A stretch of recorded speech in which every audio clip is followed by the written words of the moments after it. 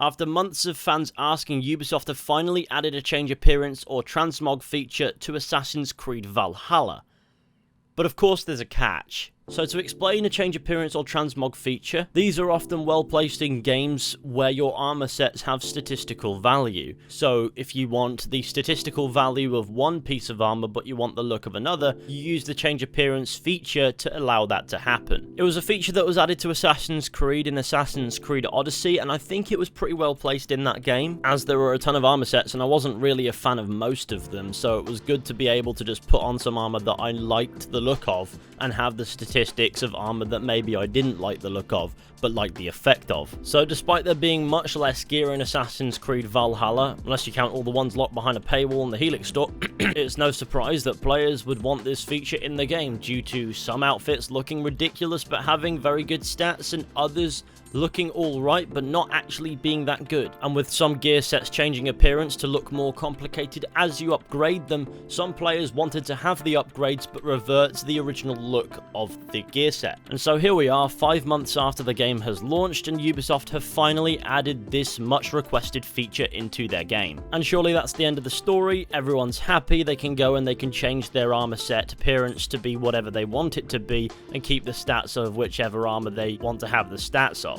But no, of course, like I said at the start of the video, there's a catch. To access this feature, you need to head to Gunnar the Blacksmith, who you can find in your settlement at Ravensthorpe, where you're introduced to 2 new features. Downgrading gear, why the f*** would you want to downgrade your gear? And of course, change appearance, where you will notice that while in Odyssey this transmog feature was just free in the menu, in this game, it costs silver. Now, silver is pretty easy to come by in the game. It's not that difficult to amass enough to be able to change the appearance of your gear. But as far as inconveniences go, it seems rather convenient for somebody. Did they add this to be immersive? While it would make a little more sense than just having it in a menu that you could do whenever you want, there are a million other examples of things in Assassin's Creed Valhalla that prove that Ubisoft do not care about making an immersive experience. It always comes back to the microtransactions, and I'll explain. Games with microtransactions in them are more often than not designed to make the microtransactions seem more appealing than they would be if the game were made as if it didn't have them. Think about time savers, XP boosts, half the game's armor sets being locked behind these paywalls, cosmetics that while you can obtain them in game are really difficult to actually get, and features randomly costing money for the sake of immersion when the game has proven to be so far inconsistent in that department. And so when the transmog feature is locked behind an in-game currency, a lot of players may be feeling the inconvenience by now and they'll just cave and buy the microtransactions. And what can you buy on the Helix store? Silver.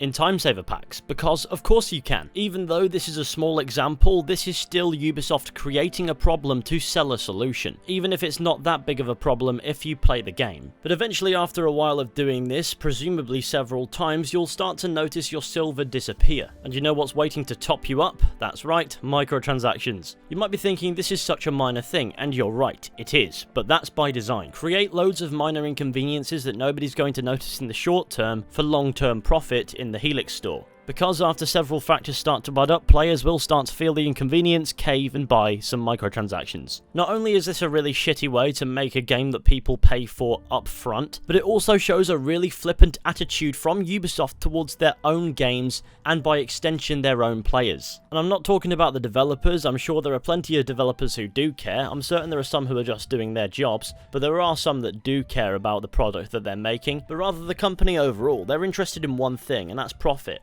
And while that's fair enough, but surely an out-of-this-world brilliant game that people enjoy playing is going to turn a better profit than a half-decent game with microtransactions and a million mechanics that make them seem convenient ever would. While I thought this was worth talking about, it is worth addressing in a way that this was small by comparison to some other things that Ubisoft have done in the past to inconvenience players for the sake of selling microtransactions. I think Red's Shop is a bigger inconvenience in the sense that you can get these Helix store pieces of gear, but you need to do tons and tons of Red missions, and you can only do so many and it will take ages, and then you might not even be able to get the piece of gear that you necessarily want, which is done to make outright buying the microtransactions seem more attractive. And of course, the worst offense being the ridiculously slow slow but remarkably steep leveling curve in Assassin's Creed Odyssey, which was designed to sell an XP boost, but even after purchasing, the grind was beyond painful. What Ubisoft has done here is so much more subtle, but I can easily see this playing into their hand a bit with the microtransactions. But I ask myself, if the Helix store wasn't there, would this still be the same? And I think no, because Ubisoft wouldn't stand to gain anything from it. It may only cost 50 silver a pop, but that is every single time.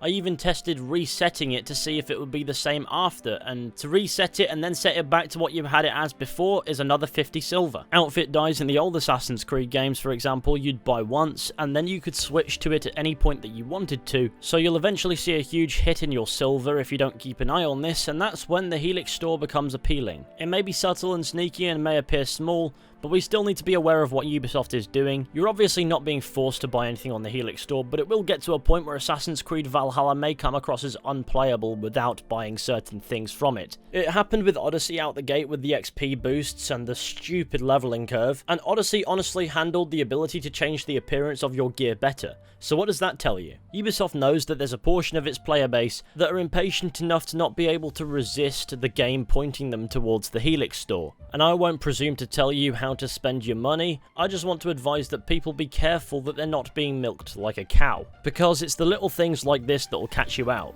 And that's where I'll leave this video for now, because I have no interest in talking about this further. I saw this and I felt I had something I needed to say about this, so I have, and I encourage everybody to do the same, whether that be in the comment section of this video, on forums, in your own videos. Go ahead. Let your opinion be heard. Anyway, thank you for watching this video, I hope it's been helpful. If you want to support the channel, be sure to go ahead, leave a like, subscribe, share the channel with your friends and all that wonderful stuff, that would be super fantastic, but please don't feel forced to. I'm also going to be starting streaming on Twitch at some point very soon. If you want to go ahead and check it out, there'll be a link in the description of this video and all future videos. And if you don't want to check it out, then no worries. But I'll see you all very soon with another video at some point, but until next time, take care and goodbye.